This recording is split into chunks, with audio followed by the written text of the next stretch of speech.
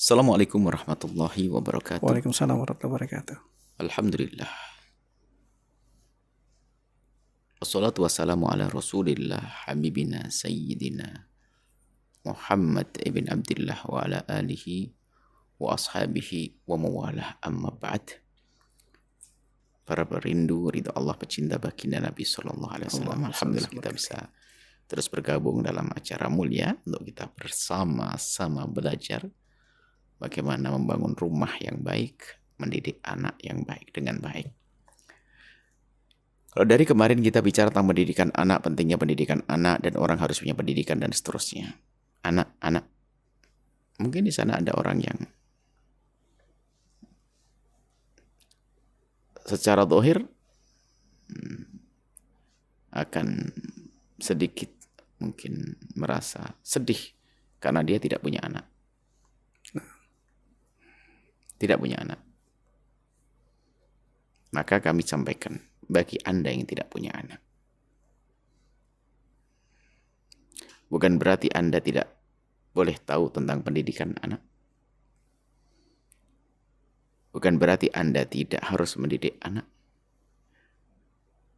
Dan bukan berarti Anda tidak boleh beruntung dengan anak. Nah, ini harus kami hadirkan sisi ini. Sebab kalau bicara pendidikan anak, seolah-olah karena saya tidak punya anak, ngapain juga aku belajar ilmu itu. Kesedihan. Samping sedih, mungkin tidak mau belajar karena saya tidak punya anak. Tidak. Kalau bicara tentang orang tidak punya anak, banyak contohnya. Siti Aisyah tidak punya anak. Imam Nawawi orang hebat tidak punya anak. Tapi gelar tidak punya anak itu hanya di dunia saja. Di akhirat mereka kaya anak. Nah, ini yang harus kita hadirkan, bahwa kami sampaikan kepada siapapun yang tidak diberi oleh Allah anak. Yang memang tidak diberi oleh anak. Tapi bukan berarti Anda tidak boleh mulia dengan anak. Hanya di dunia saja kita tidak punya anak. Tapi lihat itu anak manusia di kiri kanan kita banyak. Yuk kita jadikan mereka sebab kita mulia. Biarpun bukan anak kita. Kita tidak pernah melahirkan dia. Akan tapi dengan kita merawat mereka, menjaga mereka, kita akan dapatkan kemuliaan di akhirat. Nah, ini kita perlunya. Dan kemudian yang kita didik bukan anak kita saja. Bukan anak kita saja. Kita punya kepercayaan, keyakinan di akhirat kok. Sehingga yang enggak punya anak pun mereka bisa merawat anaknya hamba-hamba Allah demi kemaslahatan dia juga di akhirat. Karena dia mendidik anaknya orang. Kalau mendidik anaknya orang, ya dia akan dapatkan kemuliaan dari Allah Subhanahu wa taala. Mendidik anaknya orang. Merawat anaknya orang. Ngurusi anaknya orang. Cuman bedanya mereka tidak melahirkan. Apakah tidak ada pahala? Oh, ada pahala. Maka bagi yang tidak punya anak, tidak berusaha bersedih hati. Anda dibebaskan oleh Allah dari beban di dunia. Dengan tidak punya anak, akan tapi sesungguhnya masih banyak kesempatan Anda untuk berjaya dengan anaknya hamba-hamba Allah. Ini. Sehingga tetap kita mendidik anak-anak hamba Allah. Mungkin Anda punya harta melimpah. Jangan biarkan harta Anda tidak punya makna untuk pendidikan. Tidak berguna untuk pendidikan. Hanya untuk berfoya-foya. Sudah kaya raya tidak punya anak. Maka tumpahkan harta Anda itu ke tempat mendidik anak-anak. Itu pondok pesantren. Di sana banyak anak belajar. Anda orang kaya raya yang tidak punya anak tapi cerdas. Aku memang tidak punya anak, tapi aku ingin semua santri itu menjadi anakku di akhirat. Ayo. Hidup di dunia ternyata hanya 70-80 tahun bagi dia. 90 tahun bagi dia. Dengan kekayaan melimpah. Setelah itu dia berderma sebanyak-banyaknya untuk anak-anak para santri. Di dunia nggak punya anak ternyata. Di saat menghadap kepada Allah, dia punya kekayaan. Anak-anak soleh yang mendoakannya. Orang-orang yang menjadikan sebab mereka mendapatkan pahala. Ini harus kita pahami. Maka dari itu mempelajari ilmu mendidik anak termasuk bagi orang yang tidak punya anak sekalipun. Justru yang bagi yang tidak punya anak lebih semangat lagi. Supaya di dunia tidak punya anak, jangan sampai di akhirat dia juga tidak punya anak. Termasuk bukan anak Anda sendiri. Anda harus merindu mendidik anaknya orang. Sebab ini mempermudah anak kita untuk menjadi sama-sama baik. Kenapa? Karena lingkungannya menjadi baik karena telah mendidik Anda telah mendidik anaknya orang. Anaknya orang pada akhirnya bertemu dengan anak kita kan? Akhirnya anak kita bertemu dengan anak yang Anda didik. Tapi kalau Anda egois hanya mendidik anaknya sendiri, tidak perlu urusan anaknya orang, oke, anak Anda terdidik saat ini, tapi di luar ketemu anak yang tidak terdidik, dia akan rusak. Hingga pada akhirnya harus kita sepakati bahasanya, pendidikan anak tugas bersama. Untuk mendidik generasi hari ini. Untuk menjadi generasi masa datang yang hebat. Kita harus punya andil dalam pendidikan anak. Nah ini. Sehingga kita sering menyeru. Ada orang yang menghantarkan pendidikan anak. Anak Anda boleh jadi dokter, jadi insinyur. Tapi harus dia kenal Allah. Di antaranya misalnya kita himbau hari ini adalah misalnya di pondok pesantren. Biarpun tidak di pondok pun juga banyak orang sukses kan, tidak harus pondok. Akan tapi di pondok ada nilai banyak hal. Misalnya tadi yang kita takutkan. Yang masuk ke telinga, yang dilihat oleh anak. Jika diluarkan sebebas-bebasnya. Sehingga susah kita untuk menjaga anak kita agar berjalan di jalan yang lurus ini. Karena yang dilihat bermacam-macam belok-belok. Sehingga di lingkungan pondok adalah lebih nyaman, lebih tepat buat anak-anak yang ingin menggapai kesuksesan. Kenapa? Tidak terbagi kemana-mana pikirannya. Tontonnya tidak banyak, tontonannya. Yang hanya adalah belajar saya ingin menggapai sana. Sehingga kami seru kepada siapapun ya, sekaligus rindukan anak-anak Anda di hari ini untuk tinggal di pondok pesantren. Pesantren mendidik sesuai dengan keinginan Anda. Anda merindukan anak Anda jadi dokter. Banyak pesantren menghantarkan anaknya untuk masuk bisa kuliah di fakultas kedokteran. Pengen anak jadi insinyur, ada. Yang jelas pendidikan anak Anda di usia SMP khususnya, masa pancaroba, menjelang masa puber, kemudian SMA-nya, untuk basic dasar-dasar yang hebat pada diri anak, pastikan mereka adalah di tempat-tempat yang mulia. Agar tumbuh anak Anda dengan baik. Punya ilmu, punya akhlak, punya kebiasaan, punya lingkungan yang baik.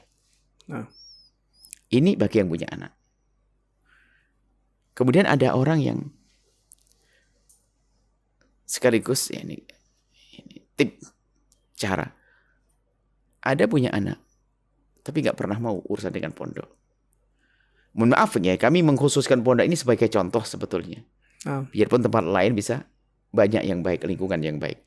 Kalau sudah pondok ini kan sudah terbentuk semuanya. Tontonannya pasti baik di dalam pondok, lingkungannya baik. Bersama anak-anak yang pengen baik.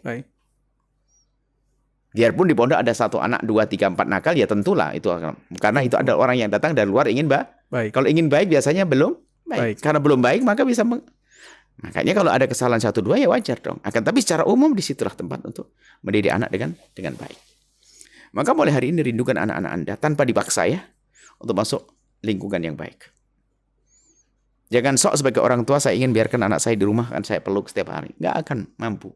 Dia bosan dengan pelukan kita. Kenapa? Dia sudah kenal dengan handphone, dengan segala macam. Pergaulan yang bebas. Sehingga bagi mereka duduk dengan ayah menjadi tidak nyaman, tidak indah. Jangan diharap, jangan terlalu GR kita saat hari ini. Kalau kita membebaskan anak kita dengan media, dengan alat-alat alat telekomunikasi.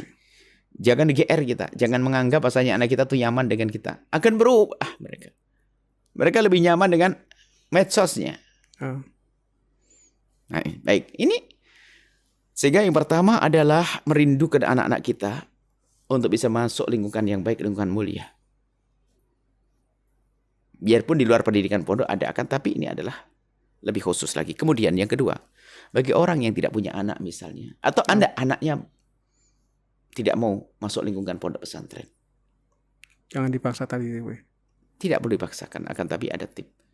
Jika anak Anda tidak bisa masuk ke pondok pesantren jasadnya, maka masukkan ke pondok pesantren hatinya. Nah ini.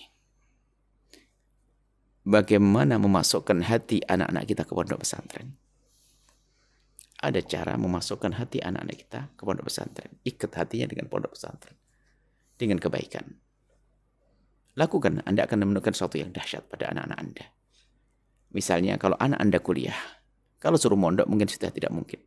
Tapi bisa saja hatinya dipondokkan. Dengan cara misalnya, kalau Anda mengirimi anak Anda uang saku sebulan 1 juta, tolong tambah deh. Tambah 100 menjadi 1 juta 100. Dan dia akan bertanya tentang 100.000 untuk apa, Umi? Jawab, 100.000 adalah untuk kau kirim ke pondok itu, sayang. Ini rekeningnya. Kenapa ndak Umi saja? Aku pengen berkahnya ke kamu, sayang. Kamu yang ngirim. Biar hidupmu berkah. Biar Allah mudahkan urusanmu. Ya, sayang, diniati ya. Maka kau transfer. Di saat kau transfer, niati, aku ingin menjadi orang mulia. Selalu begitu. Oke, menjadi orang baik. Setiap bulan ibunya mengirim dengan cara semacam itu. Ingat yang kedua kali ke pondok pesantren. Ingat ketiga kali, keempat kali, 5 kali.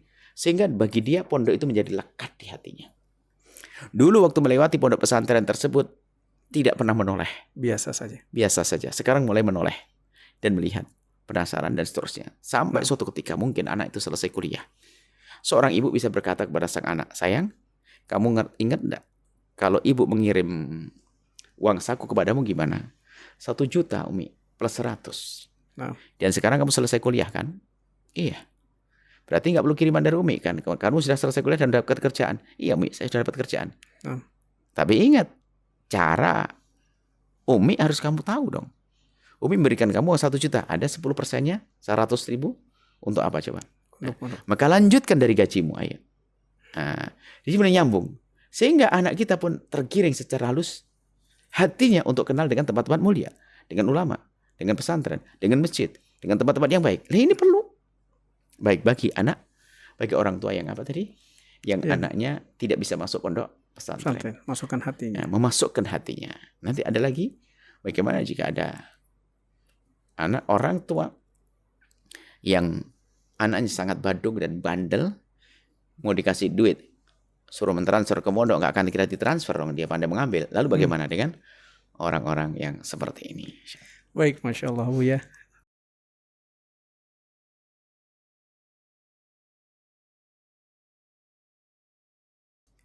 Mungkin kelompok orang tua yang ketiga adalah punya anak. Tidak bisa dihantarkan ke pesantren untuk dididik. Kuliah pun hatinya juga susah dimasukkan. Terlalu jauh dari kebaikan. Anak badung, bandel, dan seterusnya. Baik. Kita akan mendidik seperti apa? Ya kan? Mendidiknya kayak apa? Dikasih ceramah, dikasih nasihat 1 kalimat, dia membantah 10 kalimat. Stres. Dikasih duit untuk dimasukkan hatinya ke pondok agar dia transfer. Nggak kira ditransfer dia. Habis. Maka ada cara. Ambil pertolongan dari Allah. Seperti yang disabdakan baginda Nabi. Allah fi aunil abdi makana al-abdu fi auni akhih. Allah akan menolong seorang hamba selagi seorang hamba tersebut menolong orang lain. Maka kami ingatkan bagi orang tua yang punya anak badung, bandel, dan seterusnya, tolong perhatikan anak-anaknya orang. Pastikan Anda punya program untuk menjadikan anak orang hidup baik. Bukan malah merusak. Maka hati-hati, orang punya kebiasaan, punya kerjaan, punya tempat hiburan yang merusak anaknya orang. Hati-hati, anakmu akan bisa jadi mangsa kerusakan nanti. Akan tapi sebaliknya, jika hidupmu adalah memikirkan tentang anaknya orang demi kebaikan akhlak orang, dan itu tulus karena Allah Subhanahu wa taala, maka Allah yang akan memperbaiki anak Anda yang katanya badung bandel tersebut. Maka jika anaknya badung bandel susah diatur, maka aturlah anaknya orang. Maka Anda harus lebih peduli dengan urusan anaknya orang. Jangan mentang-mentang, wah bukan anakku aja nggak bener. Nah ini yang menjadi masalah. Sudah anaknya nggak bener, maka dia egois. Pokoknya pengen pintar anaknya tok. Giliran anaknya nggak bener, malah putus asa dia. Oh tidak. Ada Tuhan Allah yang telah berjanji. Bahwasanya anakmu bandel, anakmu kurang ajar, anakmu nggak bisa diatur. Maka urusi anaknya orang, pedulilah dengan anaknya orang. Tidak ada kalimat yang Anda ucapkan dalam mendidik anak. Program keuangan. Pokoknya Anda punya program untuk mendidik anaknya orang. Termasuk ngurusi pesantren dan seterusnya. Maka ingat, Allah yang akan tolong anak Anda. Janji Allah dan Rasulnya. Harus yakin dulu dong. Nanti Allah akan rubah anak Anda. Tidak tahu kapan waktunya. Mungkin tahun depan. Atau saat menjelang menikah. Atau setelah punya anak 1. Atau kapan? Karena sudah janji Allah akan Allah pantang ingkar janji. Maka yakinlah. Anakmu bandel dan seterusnya, tidak usah ragu. Urusilah anaknya hamba-hamba Allah, maka Allah yang mengurusi anakmu. Masya Allah. Nah itu. Jangan malah kalau anaknya Bandung apa? Bandel. Bandung bandel, malah dia membuat program kehancuran. Ya sudah, nggak ditolong oleh Allah. Putus asa, bahkan mungkin ada dendam, anak aja nggak baik, biar anaknya orang nggak baik semuanya. Hati-hati. Ya malah tambah jauh anaknya. Kenapa? Dia tidak rindu menolong anaknya orang. Baik. Yang terakhir adalah itu, orang nggak punya anak. Nah ini mungkin sedih. Aduh, bagaimana aku nggak punya anak? Nah, jika memang ada orang tidak diberi oleh Allah anak, maka tetap minta anak, tetap. Kemudian tidak boleh putus asa. Sebab doa kita itu kalau tidak dikabul oleh Allah, di dunia akan menjadi pahala di akhirat. Maka ada orang bertanya, Buya, istri saya sudah diangkat rahimnya. Apakah saya tetap dianjurkan doa ya Allah berikan padaku anak? Jawabnya tetap. Saya sudah yakin bahwasanya saya sudah divonis dokter bahwasanya saya tidak akan bisa membuai. Apakah di satu hubungan suami istri saya masih dianjurkan doa Allah majannibna syaitan wa jannibi syaitan wa rajaktana? Doa waktu bersenggama hubungan suami istri tetap. Karena apa? Doa itu adalah mengundang pahala. Doa itu mengundang ridho Allah. Jadi, kalaupun seandainya Anda berdoa, ya Allah berikan pada kau anak, berikan pada kau anak, berikan pada anak soleh, anak soleh, anak soleh. Biarpun ternyata di dunia tidak punya anak soleh, cuman karena doanya khusyuk, maka Allah akan beri anak soleh nanti di akhirat. Lebih dahsyat lagi. Nah, seperti itu. Jadi jangan sampai ada keputusasaan bagi Anda yang tidak punya anak, tetap berdoa semoga Allah memberikan pada anaknya. Kemudian setelah itu apa? Ikhtiar. Tunjukkan kerinduanmu kepada anak dengan serius. Maka Allah nanti akan beri anak kalau tidak di dunia, nanti di akhirat. Di akhirat khususnya. Bagaimana bagaimana menunjukkan kerinduan kita kepada anak? Serius. Urusi anaknya orang. Tumpahkan rezeki Anda, hei. Anda para bapak, suami istri yang tidak punya anak. Harta Anda banyak, berapa miliar, bahkan triliun. Jangan sampai Anda meninggal dunia, tidak ada satu rupiah pun yang Anda temui di alam barzah. Alangkah ruginya Anda, hei orang kaya yang tidak punya anak. Ayo menjadi orang cerdas hari seperti Anda telah menjadi orang cerdas dalam mengumpulkan harta. Anda harus menjadi orang cerdas untuk mengumpulkan harta di akhirat. Bagaimana? Apalagi Anda yang tidak punya anak tadi. Anda bingung nanti harta saya bagaimana, Jangan khawatir, jangan ragu. Tumpahkan rezeki Anda untuk mendidik anak ke pondok pesantren dan seterusnya. Maka ketahuilah, sebanyak anak yang ada di pondok tersebut, pahalanya akan mengalir kepada Anda yang katanya di dunia tidak punya anak. Ternyata di akhirat banyak kiriman pahala-pahala kebaikan. Nah ini yang harus dipahami. Jangan lalu berkata, saya kan tidak punya anak, biarin dah orang yang punya anak sama-sama nyungsep. Bahkan mungkin ada orang karena mentalnya sudah rusak, ya sakit hati segala macam. Akhirnya dia punya program merusak anaknya orang. Karena merasa dia tidak punya anak. Na'udzubillah. Ya ini tersesat, dia terjerumus. Akan tapi yang cerdas adalah justru dia ngerti tidak punya anak, lalu dia menumpahkan hartanya untuk kemuliaan. Dengan harapan apa? Semua anak yang ada di sini akan harus jadi anakku di akhirat. Pahala mengalir dan mengalir dan mengalir. Ini kecerdasan orang. Maka bagi siapapun ingat, yang tidak punya anak sekalipun bukan berarti Anda tidak boleh peduli kepada pendidikan anak. Harus dong. Anda peduli. Apalagi motivasi kita dahsyat. Harapan-harapan kita agung, yaitu kebahagiaan di akhirat. Pahala di akhirat. Bukan sekedar kita mendidik anak lalu anak bisa jadi dokter. Oh tidak, Anda mendidik anaknya orang karena Allah. Maka semua yang Anda lakukan akan menjadi pahala yang Anda petik nanti di akhirat. Tadi, hei Anda yang tidak punya anak, ternyata Anda peduli dengan anak-anaknya orang. Anda membiayai, biarpun saya tidak punya anak, tapi saya ingin menghantarkan anak untuk dekat pada Allah dan Rasulnya. Berjuang. Maka dia akan menjadi anak Anda di akhirat. Anda mendapatkan pahala itu semuanya. Nah ini perlu kecerdasan.